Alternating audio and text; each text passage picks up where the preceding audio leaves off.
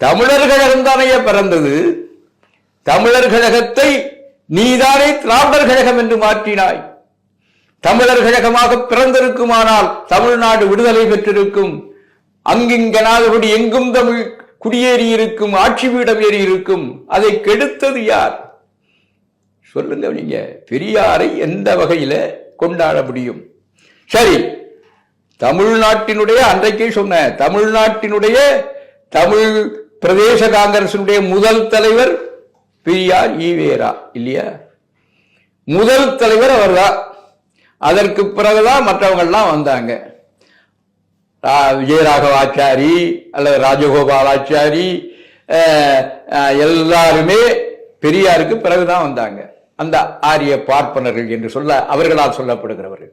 ஆனால் முதல் தமிழ் பிரதேச காங்கிரஸ் கமிட்டி தலைவராக இருந்த உள்ளபடியே உங்களுக்கு தமிழ் பற்று இருக்குமானால் சென்னை மாகாணத்திலிருந்து தானே ஆந்திர பிரதேசம் பிறந்தது.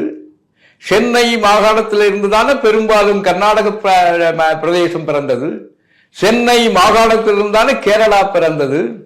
அப்படியானால் அந்த சென்னை என்று சொல்லப்படுகிற தமிழ்நாட்டினுடைய முதல் காங்கிரஸ் தலைவராக இருந்த நீர் தமிழ் பிரதேசங்கள் தமிழ்நாட்டோடு இருக்க வேண்டும் என்பதற்காக எங்க குரல் கொடுத்திருக்கிறாரு சொல்லுங்க. அப்போ